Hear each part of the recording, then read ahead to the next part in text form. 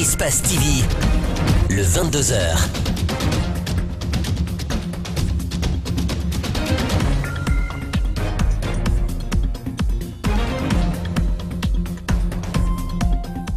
Merci à toutes et à tous de nous choisir pour vous informer. Bienvenue dans le 22h.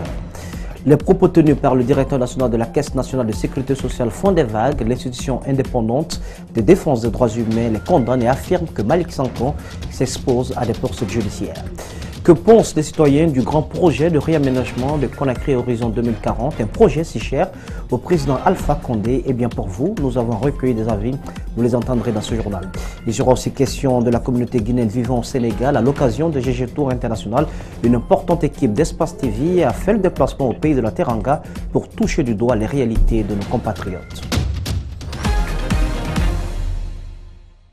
Ces propos font des vagues dans la cité et sont jugés dangereux pour la paix sociale. Malick Sanko a fait réagir l'institution nationale indépendante de défense des droits humains qui affirme que le directeur de la Caisse nationale de sécurité sociale s'expose à des poursuites judiciaires au cas où les prochaines manifestations de l'opposition dégénèrent.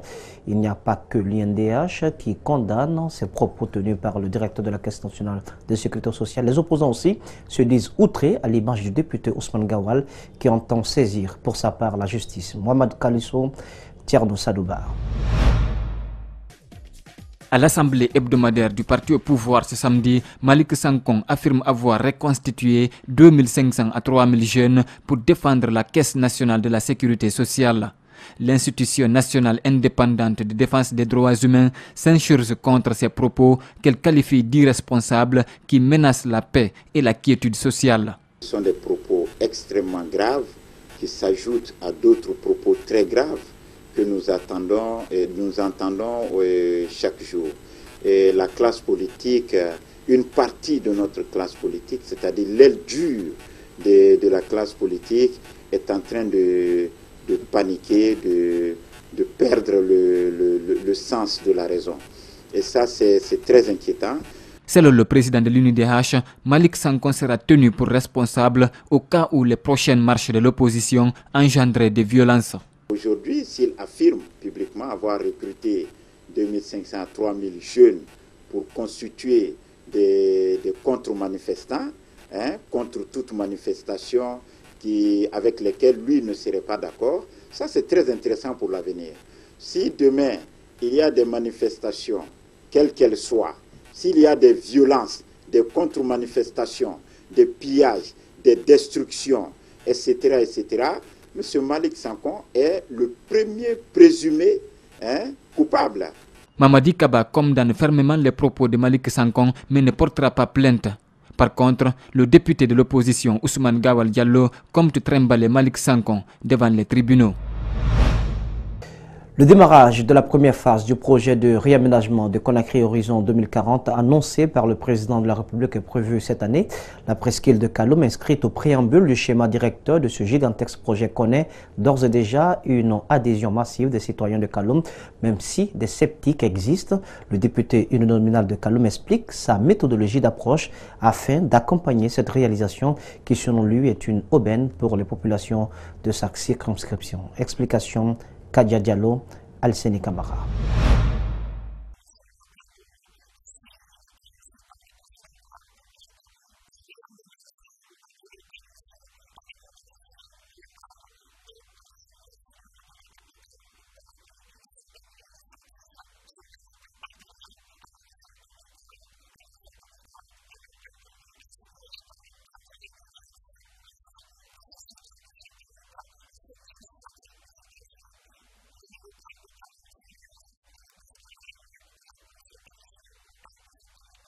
C'est dans la perspective de bâtir une ville nouvelle que le chef de l'État a envisagé ce projet de réunification de la capitale Conakry.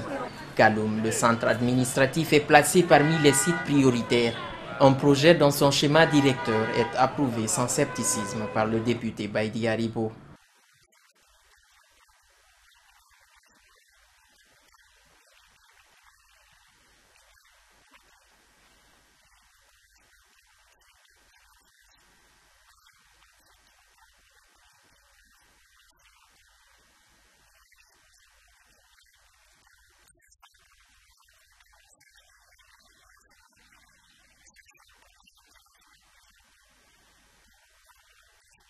Le financement de ce gigantesque projet de reconstruction de la capitale Conakry repose sur 3 possibilités. Parmi elles, le budget national de développement.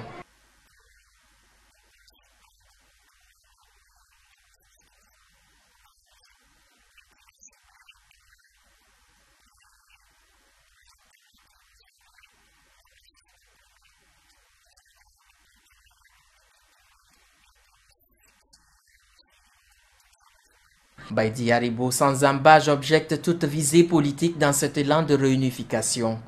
Pour lui, c'est une exigence pour le président de la République dans sa volonté de rester dans les annales de l'histoire. El Hadj Djeliba Diaby, ambassadeur de la paix, a rencontré lundi dernier le président de la Commission électorale nationale indépendante. L'organisation des élections à venir, le paiement des cautions était au menu de la rencontre. Mariam Fodé Camara, Salifou Fossissé. C'est dans le cadre de la promotion de la paix en République de Guinée que l'ambassadeur de la paix a rencontré le président de la CENI. Une manière de soutenir et d'encourager les cadres de l'institution en charge des élections dans le pays. Nous venons de voir un pays comme le Libéria qui est sorti des guerres civiles, qui vient de faire une élection apaisée. Je veux que les Guinéens puissent vraiment retrouver cette mot de confiance entre nous, car sans la confiance, il n'y aura pas la paix. Il fallait que je vienne vraiment vers lui pour lui dire Dieu merci et j'ai beaucoup d'espoir pour l'avenir et je sais que ça ira. Le président de la CENI, très ému, a remercié El Hadj Djeliba Diaby pour son initiative. Salifou Kébé a ensuite promis de fructifier les paroles de Djeliba Diaby. L'essentiel de ce qu'il fait, il le fait pour la Guinée. Tous ceux qui militent pour la paix, milite pour le développement, milite pour l'essor du Guinéen. El Hadj Djeliba Diaby est de ces hommes-là et il doit être encouragé. Ce que nous pouvons faire, c'est continuer à écouter ces paroles, à faire fructifier ces paroles-là et à marcher dans le sens de la paix qu'il souhaite pour ce pays. Autre chose débattue lors de cette rencontre, le paiement des cautions pour des élections locales en vue par les partis politiques. Nous allons veiller à ce que, dorénavant, c'est les cautionnements qui vont être fixés, soit au niveau de chaque parti, soit au niveau de chaque candidat, pour que nous ayons une représentativité conséquente lors de ces élections locales. La Fondation pour la paix et l'assistance sociale est une organisation apolitique qui œuvre pour la paix et l'assistance humanitaire. Chaque année, le 16 octobre, l'Organisation des Nations Unies pour l'alimentation et l'agriculture, FAO, célèbre la Journée mondiale de l'alimentation qui commémore la date de sa création en 1945. La Guinée n'a pas dérogé à cette tradition. Cette année, c'est la ville de Mamou qui a été choisie avec un point d'honneur fait au secteur des productions alimentaires, notamment l'agriculture et la pêche. La cérémonie a réuni agriculteurs et pêcheurs pour discuter éventuellement des dispositions à prendre pour une bonne croissance alimentaire en Guinée. Reportage Abdourman Ba, Ibrahim Souba. Des fruits et légumes, des céréales ainsi que des volailles sont exposés sur la place de la Maison des Jeunes de Mamou. Des images incitatrices pour encourager les agriculteurs et pêcheurs à s'impliquer davantage pour une meilleure sécurité alimentaire. Le choix de la ville de Mamou n'est pas fortuit. La majeure partie des migrants guinéens viennent de Mamou. Cette initiative vise à encourager les jeunes à s'investir dans le secteur de la pêche et l'agriculture. Vous savez, avec les informations qui circulent, Mamou est un grand centre d'immigration de notre pays où les jeunes ont toujours tendance à aller à l'extérieur. Cela prouve que nous pouvons trouver les moyens pour diminuer, voire éradiquer le fléau. Mais le problème, c'est de maintenir la dynamique. Les investissements concernant la mécanisation, les intrants, les aménagements hydro-agricoles, l'amélioration de l'accès au marché sont entre autres les mesures d'accompagnement mises en place par les autorités pour l'accroissement de la productivité agricole. Ça, c'est pour sensibiliser tout le monde, tous les acteurs, les populations, sur la transformation de notre agriculture. Nous ne voulons plus que notre agriculture soit une agriculture de subsistance, mais une agriculture qui crée la richesse. Avec la politique que le gouvernement a bien voulu mettre en place, nous allons transformer notre agriculture. Ils pourront tout gagner ici, à partir de la terre, à partir de l'élevage et à partir de la pêche. Après cette cérémonie d'exposition de produits agricoles, Un marathon est organisé à cet effet pour clôturer cette journée consacrée à la production alimentaire. Retour à Conakry avec l'ambassade des États-Unis et le ministère de la Santé qui ont officiellement inauguré un laboratoire d'analyse épidémiologique ce mardi de la commune de Ratoma. Ce laboratoire était auparavant installé au centre médical communal Les Flamboyants, ainsi délocalisé à Nong-Conteya.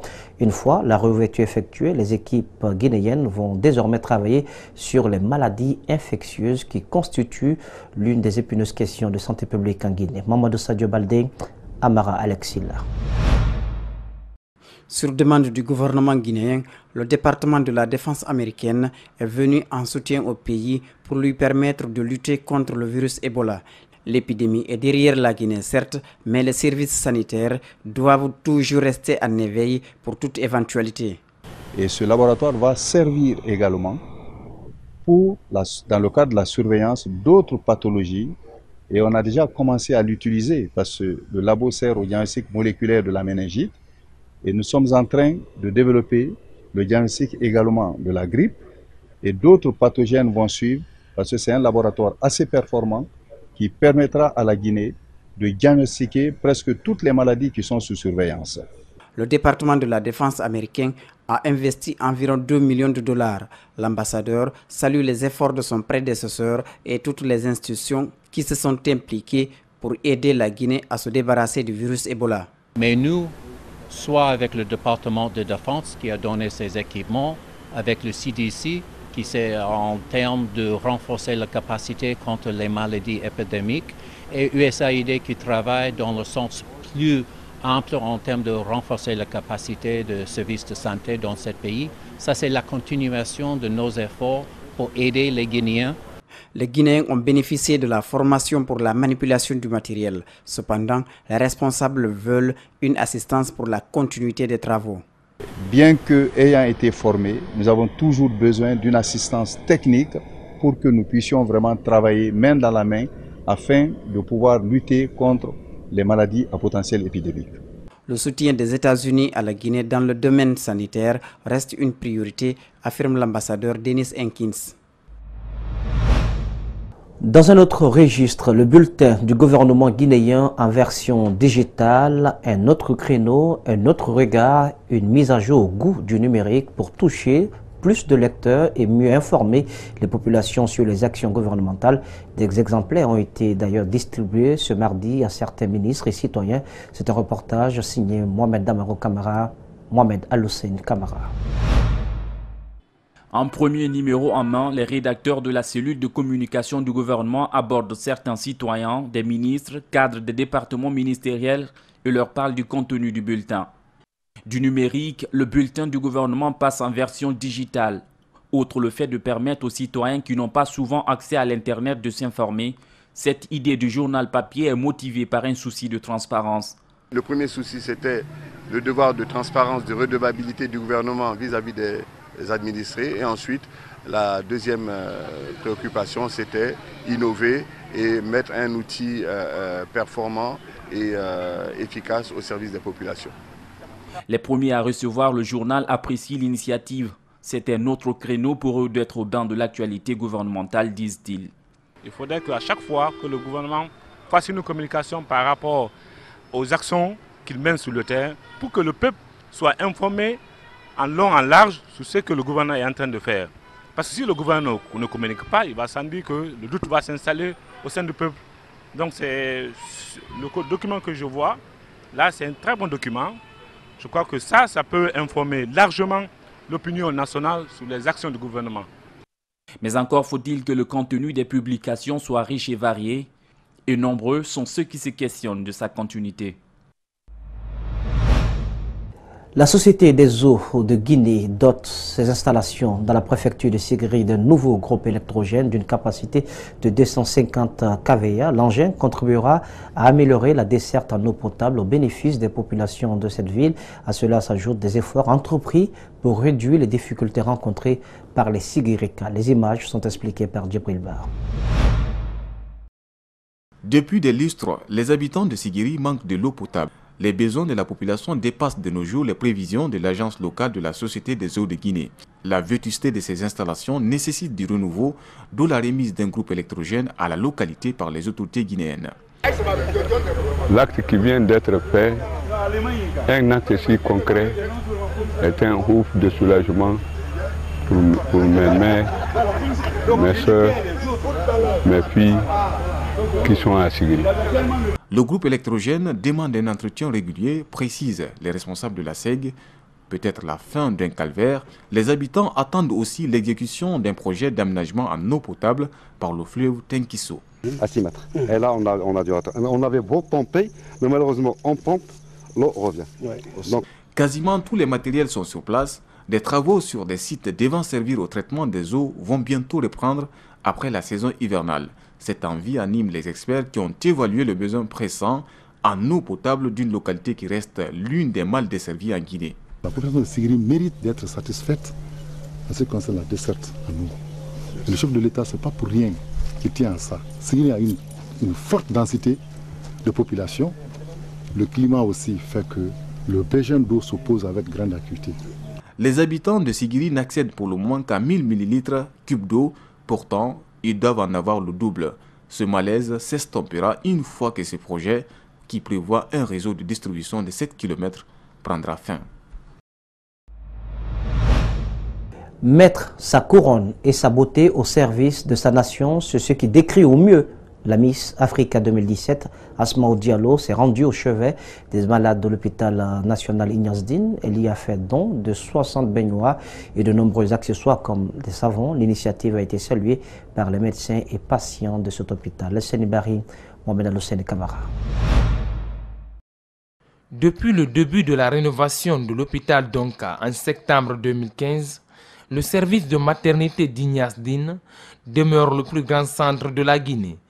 Selon les médecins, plus de 20 accouchements se font chaque jour, mais dans des conditions pénibles, certains à même le sol. Une raison qui motive la Miss Africa 2017 à apporter son soutien. Ça a toujours été un projet pour moi depuis l'enfance et aujourd'hui je me dis j'ai cette responsabilité et surtout j'ai cette chance de venir en aide à ces femmes. Donc j'ai commencé d'abord à faire comme don, c'est-à-dire des baignoires et des accessoires. J'ai eu à donner 60 baignoires avec ces accessoires et évidemment 20 pampers et 4 savons de diamant.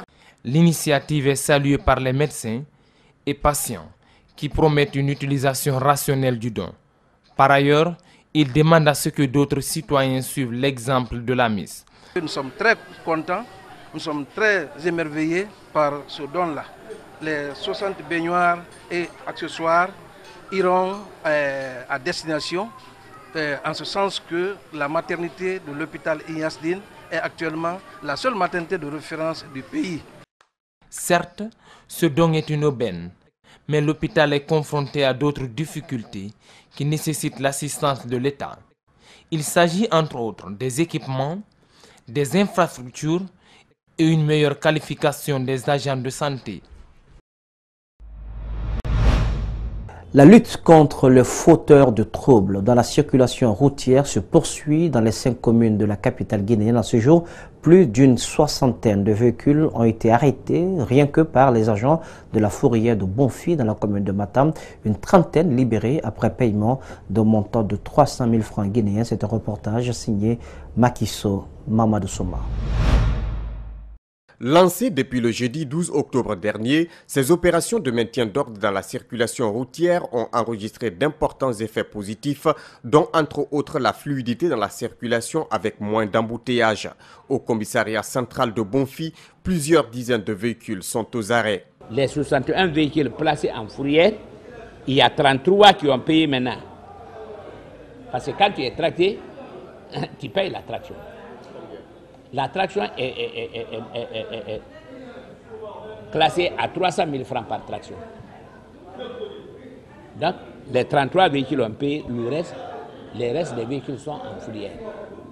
Le ministère de la Sécurité et de la Protection civile s'est engagé à pérenniser cette mesure. Mais sans les moyens et le dispositif nécessaire, les agents de la police routière seront au bout du souffle, nous a-t-on appris. Notre souhait est que ce qu'on est en train de faire, qu'il soit bien vu par l'autorité supérieure et qu'on ait de l'appui maintenant pour pérenniser l'opération. Ces opérations ne restent pas sans conséquences. Nombreux sont les policiers qui passent plus de 6 heures en poste. Comment sont-ils rémunérés? Jusqu'à quand pourront-ils tenir le coup? Élément de réponse. On ne permet même pas aux chauffeurs de garer là où ils ne doivent pas garer pour que cela soit sujet qu'on leur demande de l'argent. Et ces agents-là, ils sont rémunérés. L'autorité, comme je l'ai dit, monsieur le ministre, s'est décarcassé.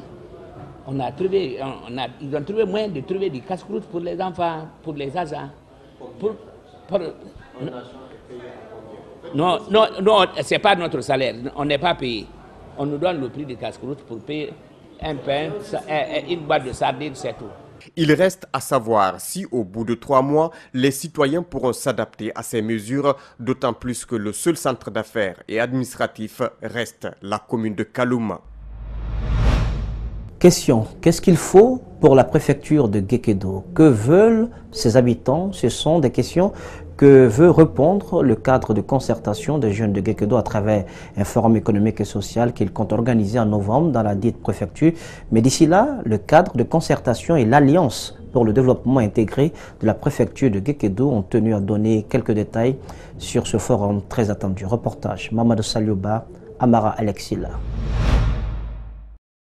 Guéguédou, c'était l'épicentre de l'épidémie à virus Ebola qui a fait décimer de nombreuses vies et mis à rude épreuve le système de santé national. Mais l'histoire de cette préfecture ne se résume pas qu'à ce virus. Auparavant, elle avait connu la rébellion et mouvement d'instabilité politique qui a contraint le gouvernement à déployer d'énormes moyens militaires pour déloger les rebelles. Les habitants portent encore en cœur les stigmates de cette agression et vivent des situations difficiles avec des espoirs déçus. La population s'attendait à un plan Marshall pour la reconstruction de Guékédou. Je crois que vous connaissez bien le plan Marshall, à l'image du plan Marshall qui a été mis en place pour la reconstruction de l'Europe après la Deuxième Guerre mondiale. Mais ça n'a pas été fait. Le plan Marshall n'a pas suivi après la guerre. Le cadre de concertation des jeunes de Guéguédou ne l'oublie pas et propose aujourd'hui un forum pour recenser les véritables problèmes de la préfecture afin de soulager les populations qui se sentent abandonnées par les pouvoirs publics. Aujourd'hui, la population est mécontente. Pourquoi ce mécontentement? Pourquoi souvent les soubresauts? C'est parce que vraiment, le plus souvent, les gens, quand ils sont en manque du minimum, ça crée un mécontentement. Et nous voulons diagnostiquer tous ces aspects-là, tout ce qui est économique, tout ce qui est social, pour non seulement installer la paix, mais aussi pour booster le développement de la préfecture de Guékédou. Ce forum économique et social, prévu les 17 et 19 novembre 2017 à Guéguédou, est un nouveau départ qui permettra aux bailleurs de fonds d'accompagner la préfecture dans son développement économique et social. Ils sont nombreux, les Guinéens qui vivent au Sénégal. Il n'y a pas de statistiques fiables, mais leur nombre est estimé à plus de 3 millions de Guinéens. La plupart d'entre eux sont dans le commerce et les petits métiers. C'est le cas de Maître Malal, un couturier qui a créé une fabrique artisanale au grand marché de Sandaga à Dakar, où les employés sont majoritairement des Guinéens. Idrissa Bari est allé faire un tour dans cette fabrique artisanale. Suivez son constat. Ce sont plus de 3 millions de Guinéens qui résident au Sénégal, exerçant différentes professions socio-économiques. Dans cette fabrique artisanale, la majorité sont des Guinéens. C'est cet homme, Malal Bari, qui a eu l'initiative de mettre en place cette fabrique afin d'aider ses frères guinéens venus chercher de la richesse.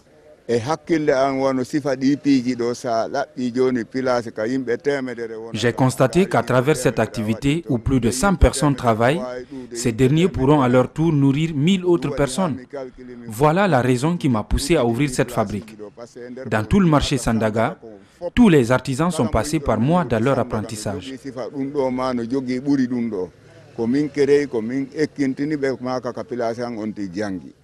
Malal vit à Dakar depuis 1981.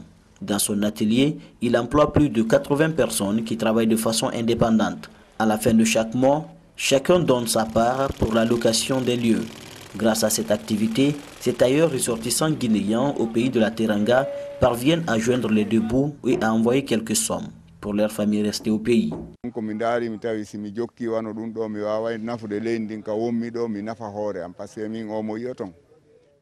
J'ai compris que cette fabrique m'a permis non seulement d'aider mes parents restés en Guinée, mais aussi de m'en sortir ici au Sénégal. C'est vrai que je travaille ici, mais tout ce que je gagne, je l'envoie pour la famille là-bas. J'ai même eu à construire à Koza, à la cimenterie, où j'ai réussi à faire abriter mes parents.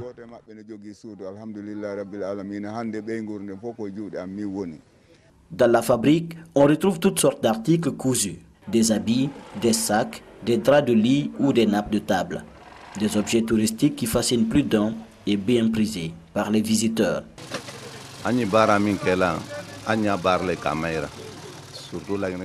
Ce que nous confectionnons ici est destiné à la vente. C'est cela que nos compatriotes guinéens appellent le baïfal. Nous fabriquons différents types d'articles. C'est le tissu que nous achetons et ensuite on le coud pour le revendre. Comme Malal, ils sont plusieurs Guinéens qui aimeraient revenir au pays et s'investir dans la valorisation du textile guinéen et du secteur touristique. Mais le seul hic reste l'insécurité.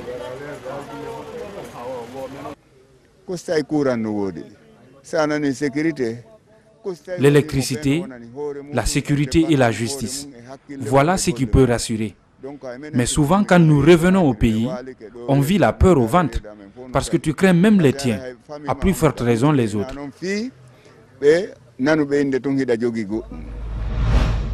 Mesdames et messieurs, c'est cet élément sur Dakar qui met donc fin à cette édition d'information. À la caméra pour vous, Aboubakar Din Kamara était présent, à la régie Lamine Sidibé. Le tout sous la supervision technique d'Ali Kabel et Francis Collier. L'info, ne l'oubliez pas, c'est aussi sur espacetvguinée.info. Passez une excellente suite de programme à notre compagnie sur Espace TV. Regardons bien.